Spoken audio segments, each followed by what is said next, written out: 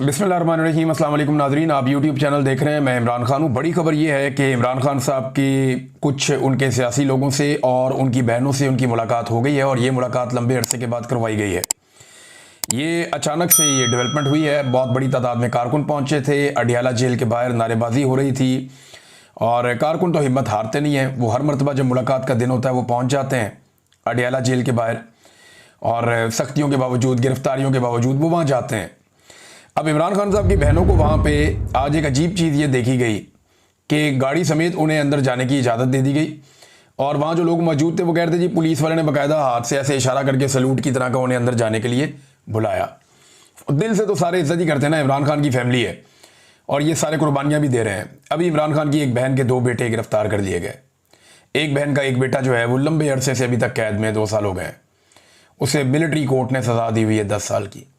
फिर जो इमरान खान ने बर्दाश्त किया, उनकी पार्टी ने बर्दाश्त किया। तो लोग इज्जत तो करते हैं, चाहे सरकारी मुलाजिम हो या कोई भी।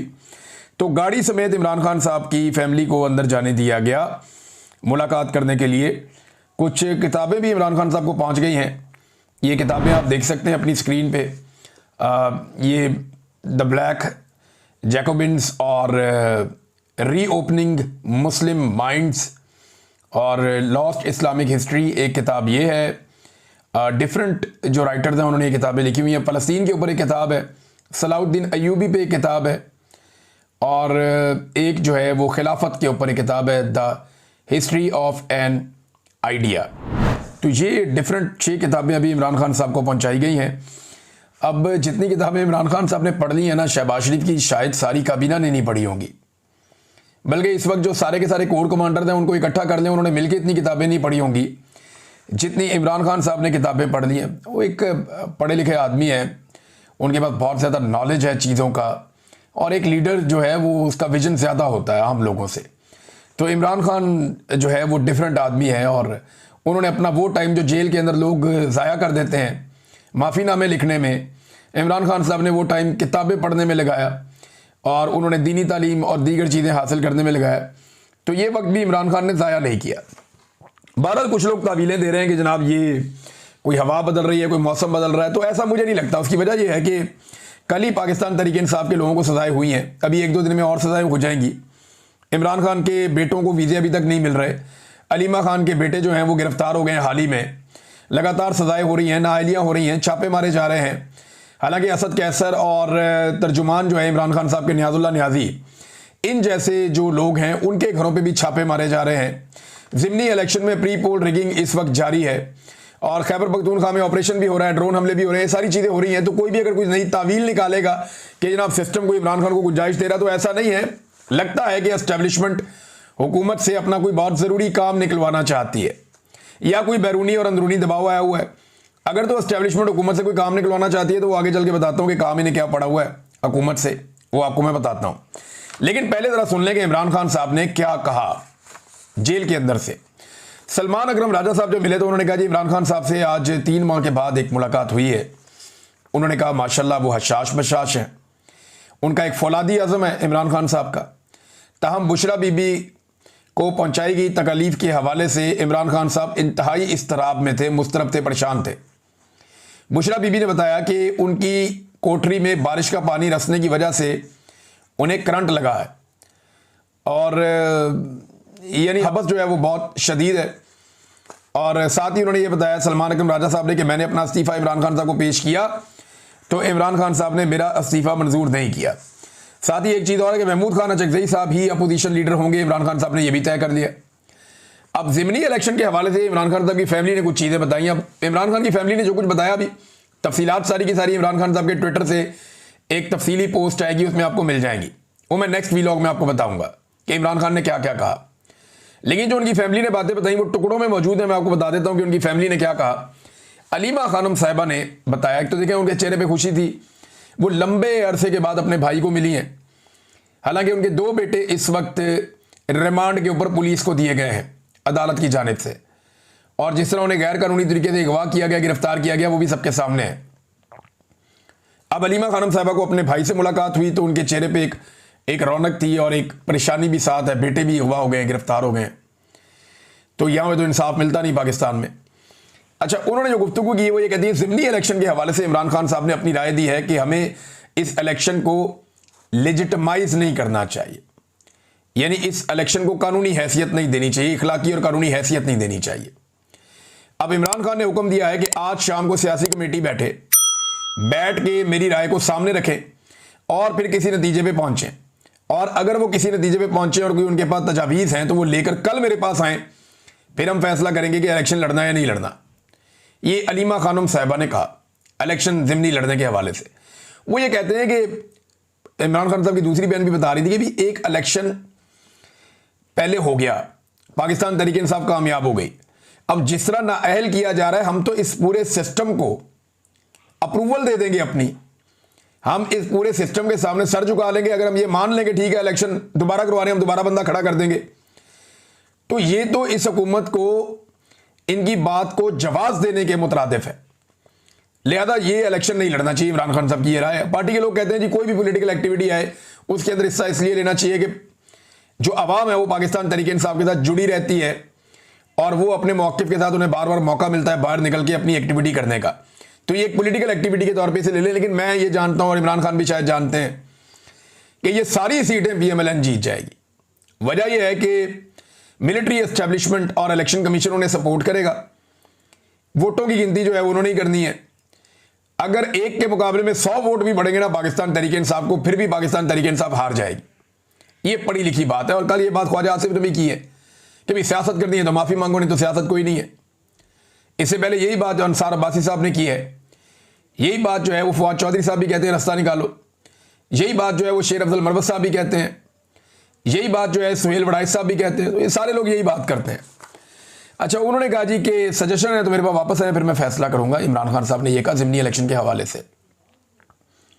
इमरान खान की बहनों ने कहा जी हम खुद हैरान थे कि उन्होंने हमें मुलाकात के लिए बुला लिया, जिन्होंने कई महीनों से हमारा साथ दिया उन सबका हम बहुत शुक्रिया अदा करते हैं, लेकिन हमें खुद हैरत हुई कि हमें मुलाकात पे कैसे बुलाया गया है।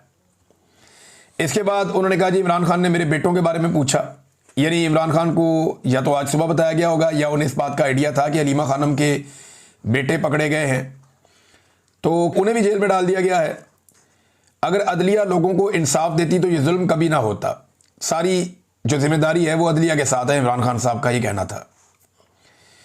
और साथ ही इमरान खान साहब ने एक बहुत बड़ा हुक्म जारी किया, यानी इसको मैं कहूँ कि सबसे बड़ी खबर है तो ये गलत नहीं होगा। इमरान खान साहब ने कहा कि पाकिस्तान तहरीक इंसाफ कौमी असम्बली की तमाम कमेटियों से फौरी तौर पे मुस्ताफ़ी होकर कमेटियों से बाहर निकल जाए। ये एक बड़ा फैसला है, पाकिस्तान तहरीक इंसाफ के लिए एक सख्त फैसला है। और इमरान खान साहब ने जेल से बैठकर इस बात का अंदाज़ा लगाया कि कमेटियों में रहने का कोई फ़ायदा नहीं। तहरीक इंसाफ के तमाम लोग देखिए कमेटियों में जाकर इनको बहुत सारे फ़ायदे होते हैं। ये जो पार्लिमानी सिस्टम को समझते हैं ना लोग, उन्हें पता है इन कमेटियों में बड़े अहम फैसले होते हैं और उन फैसलों में लंबे चौड़े खांचे भी चलते हैं। तो इन कमेटियों से निकलने का मतलब ये है कि निज़ाम के अंदर जो सहूलतकारी या निज़ाम के अंदर जो मफाद इमरान खान साहब के साथियों को अगर कहीं दिख रहा है तो वो उस मफाद से अपने आप को अलग कर लें। फिर इमरान खान साहब ने ऑपरेशन की भी मुखालफत की है और यानी ऑपरेशन के बारे में इमरान खान साहब ने कहा वज़ीरिस्तान में जो ऑपरेशन हो रहा है ये ज़्यादती है, ये नहीं होना चाहिए और इससे दहशतगर्दी बढ़ती है, मासूम लोगों का कत्ल हो रहा है। और साथ ही इमरान खान साहब ने कहा कि जैसे अफ़गानों को पाकिस्तान से निकाला गया है मैं इस पर बहुत शर्मिंदा हूँ जिस तरीके से उन्हें निकाला गया। फिर इमरान खान साहब ने कहा कि जो कुछ मोहसिन नकवी क्रिकेट के साथ कर रहा है वही आसिम मुनीर पाकिस्तान के साथ कर रहा है, ये भी अलीमा खान साहब ने बताया।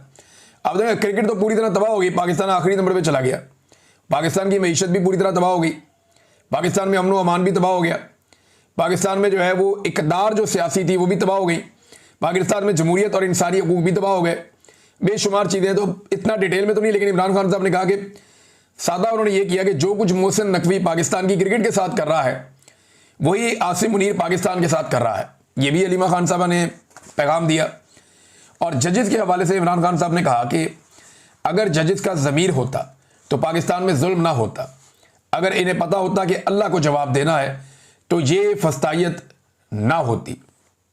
इमरान खान साहब की सेहत के बारे में उनकी बहनों ने कहा जी उनकी सेहत ठीक है, बस एक आंख में उनके कोई मसला नज़र आ रहा था कि वो सुर्ख हो रही थी, तो चेकअप के लिए अदालत में हम दरख्वास्त दायर करेंगे कि इमरान खान साहब का चेकअप किया जाए।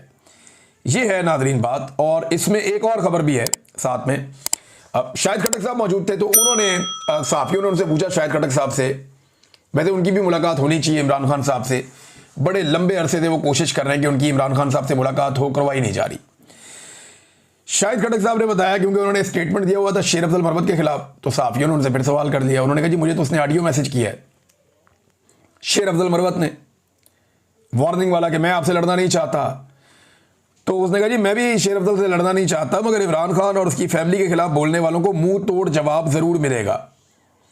अगर वो इमरान खान का पैगाम लाए तो ये इनसे बर्दाश्त क्यों नहीं होता। वो अंदर जाती हैं, सिर्फ इमरान खान का पैगाम लाती हैं, उनका सियासत से कोई ताल्लुक नहीं है, तो ये बर्दाश्त क्यों नहीं कर सकते इस बात को। तो जो भी इमरान खान की फैमिली के ऊपर हमला करेगा उसे मुंह तोड़ जवाब मिलेगा, ये शाहिद खट्टक ने कहा। और ये पैगाम एक्चुअली जो है वो शेर अफजल मरवत के बारे में है, और उन्होंने ये बताया भी कि शेर अफजल मरवत ने उनसे रब्ता किया था। अब आ जाए नादरीन वो मामला जिसपे एस्टेब्लिशमेंट को हुकूमत से एक काम पड़ गया, और वो जो एस्टेब्लिशमेंट को हुकूमत से काम पड़ गया है वो काम क्या है, ज़रा पहले आप ये देखें जो खबरें छपवाई गई हैं या जो खबरें चलवाई गई हैं। इसमें दुनिया न्यूज़ के ऊपर ये खबर चलवाई गई और पेपर के अंदर भी ये खबर छपवाई गई। कहा तो गया कि ये हुकूमती ज़राए से हैं, लेकिन अब ये जो हुकूमती ज़राए हैं वो आप सब अच्छी तरह जानते हैं कि ये कौन से हुकूमती ज़राए हैं जो इस तरह की खबरें देते हैं। रोज़नामा दुनिया ने भी ये खबर दी है, फिर ये चलाई भी गई है दुनिया पे। अब वो ये कहते हैं हुकूमती ज़राए के हवाले से उन्होंने वज़ाहती एक रिपोर्ट जारी की है कि एक अहम नुक्ता है कि ये जो अपॉइंटमेंट हुई है आर्मी चीफ की आज से 2.5 साल पौने 3 साल पहले, अब ये जो कानून साजी की गई कि जो सर्विसेज चीफ्स हैं, जिनके अंदर एयरफोर्स का चीफ, जिसके अंदर बहरिया का चीफ, जिसके अंदर आर्मी चीफ, इनकी मुद्दत मुलाजमत को 2024 में बढ़ा के कर दिया गया था। कितना? 3 से 5 साल, 2 साल मजीद बढ़ा दिया गया था कि अब ये 5 साल तक नौकरी करेंगे। लेकिन क्योंकि ये कानून 2024 में आया और 2025 में आर्मी चीफ रिटायर हो रहे थे, तो क्या इसका इतलाक पिछले आर्मी चीफ पे होगा या नए पे होगा। अब कानूनी नुकता एक ये है कि इसके लिए एक नया नोटिफिकेशन चाहिए। वो जो नया नोटिफिकेशन चाहिए उसके बगैर ये हो नहीं सकता। अब मे बी ये दबाव नए नोटिफिकेशन के लिए हो, लेकिन सेम टाइम में ये खबरें भी चलवाई जा रही हैं कि जनाब किसी नोटिफिकेशन की जरूरत नहीं है। ये खबरें हुकूमत को भी नहीं चला रही मेरे ख्याल में। ये खबरें मिलिट्री एस्टेब्लिशमेंट की मर्जी के बगैर चलती भी नहीं है।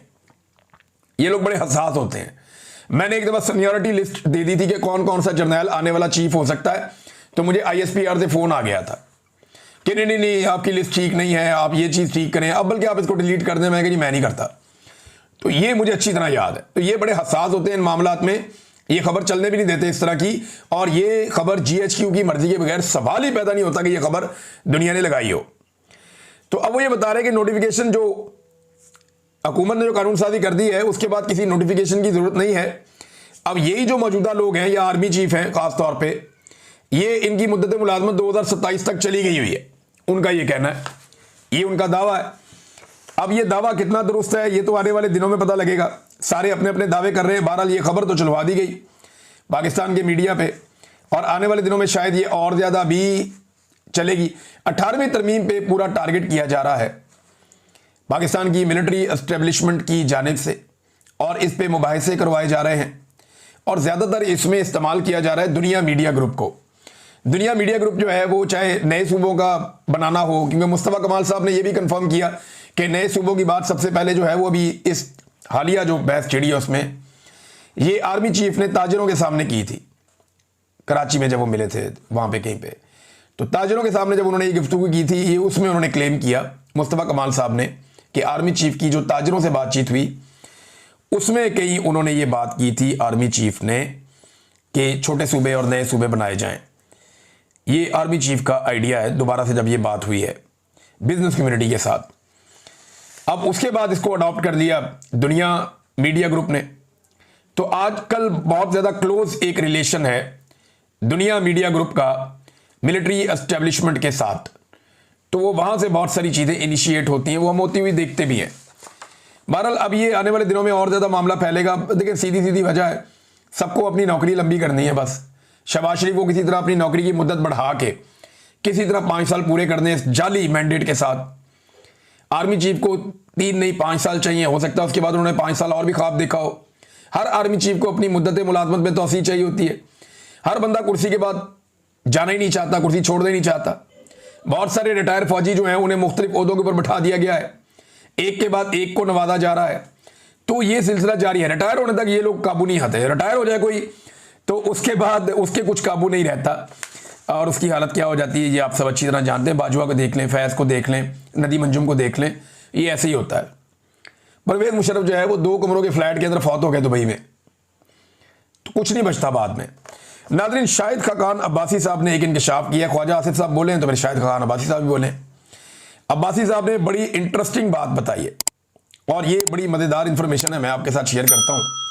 अब्बासी साहब ये कहते हैं कि नवंबर 2018 में हम 3 लोग, मैं यानी शाहिद खाकान अब्बासी, मिफ्ता इस्माइल और ख्वाजा आसिफ, जनरल बाजवा से मिलने के लिए गए थे। उस वक्त के डीजीसी जनरल फैज़ ने हमें वहाँ पे रिसीव किया था, पिक किया था। मैंने ख्वाजा आसिफ को कहा कि फैज़ आए तो बताना कि कौन सा वाला है, क्योंकि मैं उन्हें नहीं जानता था, जबकि ख्वाजा आसिफ उन्हें जानते थे। ये मुलाकात 3-4 घंटे जारी रही और ये मुलाकात सिर्फ इकॉनमी के हवाले से थी। अब मामला ये है कि इमरान खान साहब की हुकूमत बनती है, जुलाई अगस्त में वो आ जाते हैं और आप देखें कि अगस्त में इमरान खान साहब हुकूमत संभाल रहे हैं, अगस्त सितंबर में जाके वो हुकूमत में सेट हो रहे हैं और नवंबर के अंदर उस वक्त का आर्मी चीफ और डीजीसी मुलाकात किससे कर रहा है? जो हुकूमत से निकले हैं पिछले लोग। भाई मईशत में जनरल बाजवा का काम क्या था? अभी जनरल बाजवा अगर इतना बड़ा मईशतदान था तो ला के उसको अब बैठाओ ना, रिटायरमेंट के बाद वजारत खजाना उसको दे दो। एक भी जर्नैल अगर काबिल होता तो औरंगजेब की जगह किसी जर्नैल को ला के बैठा देते, रिटायर्ड जर्नैल को, जनरल बाजवा को बैठा देते, जनरल नदीम अंजुम। ये जब तक सीट के ऊपर होते हैं तब तक चौधरी बन के ये सारी चीजें संभाल रहे होते हैं।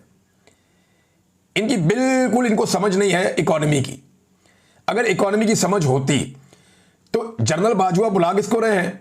उस वक्त हुकूमत इमरान खान की है, हुकूमत बने हुए 2 महीने हुए हैं और बुला रहे हैं शाहिद खाकान अब्बासी को, ख्वाजा आसिफ को और जनाब मिफ्ता इस्माइल साहब को। और उसके बाद जनरल बाजवा जब हमें मिले सहाफियों को तो उन्होंने इसहाक डार को गालियां दी।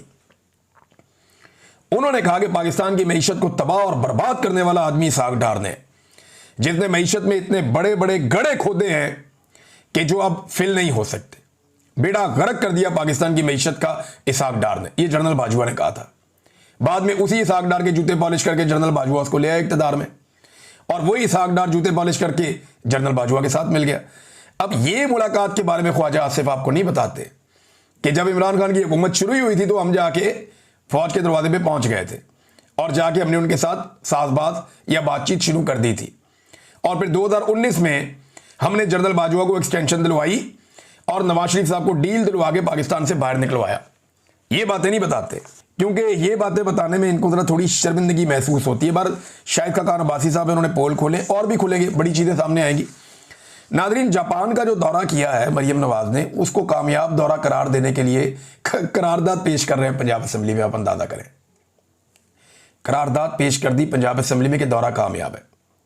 कोई काबिल जिक्र शख्सियत इनको दौरे में नहीं मिली। वहां पे किसी जापानी ने या ओवरसीज ने इन्हें मुंह नहीं लगाया। ये वहां पे अपने फैमिली फ्रेंड्स को लेकर, अपने फैमिली के लोगों को और फ्रेंड्स को लेकर, फैमिली फ्रेंड्स को लेकर ये एक सैर सपाटे के ट्रिप पे गए हुए थे। कुछ डेकोरेशन का सामान इन्होंने देखा और पसंद किया, वो पाकिस्तान पहुंचेगा। अब इसे जनाब वो कह रहे हैं जी एक कामयाब दौरा है जनाब, और ये कह रहे हैं कि दौरे के खिलाफ बात करना मुल्क दुश्मनी करार दे दिया उनकी एक वजीर ने। भाई वोट चोरी करना मुल्क दुश्मनी है, जाली हुकूमत बनाना मुल्क दुश्मनी है, मैंडेट चोरी करना मुल्क दुश्मनी है। ये दौरा जो कामयाबी का कोई एक पैरामीटर आप बता देंगे, ये वाला पैरामीटर है जिसकी वजह से दौरा कामयाब हुआ। कल को आप जापान से कुछ चीजें खरीद के लाके खड़ी कर देंगे जी दौरा कामयाब हो गया। आपने जापान से कुछ सीखा कि वो कैसे सादगी में रहते हैं, कुछ सीखा कि वो कैसे आइजी में रहते हैं, कुछ सीखा कि वो आवाम को कितनी अहमियत देते हैं। जो चीजें सीखने वाली थी वो आपने वहां नहीं सीखी और दौरा कामयाब हो गया जनाब। ये एक तफरी और इंजॉयमेंट वाला दौरा था। अब ये पाकिस्तानियों के बजट से हुआ है तो पाकिस्तानियों के खाते में डाल दिया है, अखबारों में भी करोड़ों के इश्तिहार छाप दिए जनाब, बहुत कामयाबी हो गई है, मौजा ही मौजा। जबरी गुमशुदगियों के हवाले से नादरीन एक स्टेटमेंट आया, मुझे तकलीफ हुई। ये स्टेटमेंट जो है वो कमरुज़्ज़मान कायरा की जानिब से नहीं आना चाहिए था। देखें, जो एक्चुअली उन्होंने जबरी गुमशुदगी की बात है सच नहीं की, लेकिन अतर अमानुल्लाह साहब ने जो तकरीर की थी ना चंद दिन पहले एक प्लेटफॉर्म पे, ह्यूमन राइट्स का मामला था, तो उन्होंने बात की थी कि रियासत का फर्ज है कि अपने बच्चों की हिफाजत करे। जब रियासत खुद जबरी गुमशुदगियों में मुलव्वस होगी तो अदालतें कुछ नहीं कर सकती। ये रियासत की ड्यूटी है कि वो लोगों को अकाउंटेबिलिटी करे।